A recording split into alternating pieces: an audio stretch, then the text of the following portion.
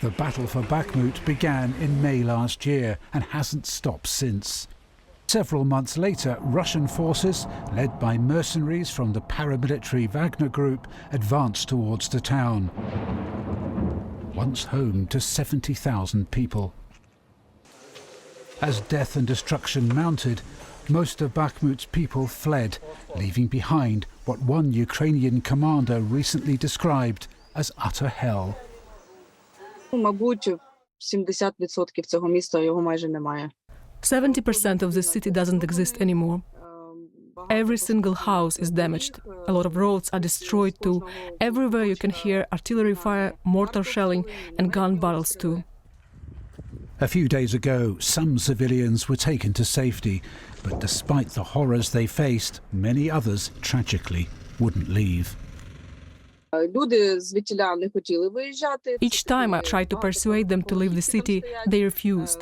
Many people just didn't want to go. 2 young men did agree to leave, but we came to collect them 30 minutes late. I'm not sure if that was artillery fire, but an explosion hit that building before we arrived. Both guys were killed, all because we were late. Only their grandmother alive. I saw emptiness in her eyes. Soon after that, it looked like Ukrainian forces were preparing to pull out of Bakhmut, but last night President Zelensky made clear they would fight on. Despite mounting casualties, dwindling ammunition, and being almost surrounded by Russian troops. His decision seems to have widespread backing from Ukrainian forces fighting for the town. Ukrainian armed forces would be staying in Bakhmut as long as possible. So there is no sign that they would be withdrawn at any point. And I think, moreover, this gives Ukrainian forces in the area a very good chance for counteroffensive. Is it also of great symbolic value to Ukraine to keep hold of the town? Bakhmut itself became a symbol of Ukrainian resistance, like it used to be with Mariupol. And from this perspective, taking control of Bakhmut was some sort of idea fix for Vladimir Putin and his generals.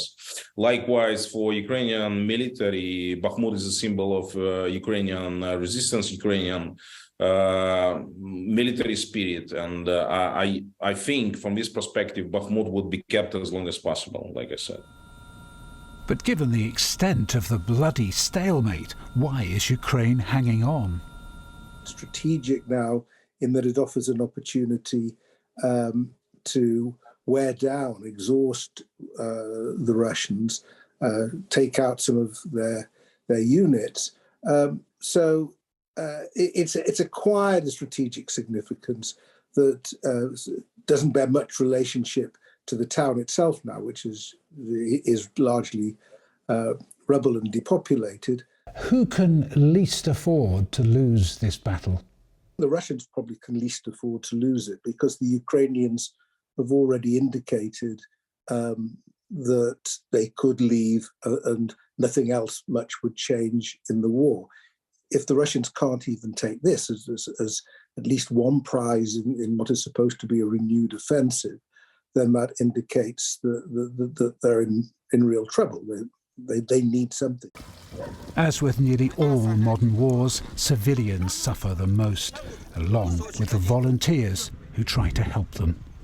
I think when Ukraine wins, I probably won't be celebrating. I'll be crying. I will cry out all the terrible things I saw, all the tears that I stopped, all the people that we have lost, military, civilians, in Bakhmut and everywhere else. After such dreadful loss of life and utter destruction in Bakhmut, it'll be hard to call anyone a winner, whoever succeeds in securing this flattened town. But such thoughts seem unlikely to blunt Ukrainians' resolve as they fight on to keep hold of their country.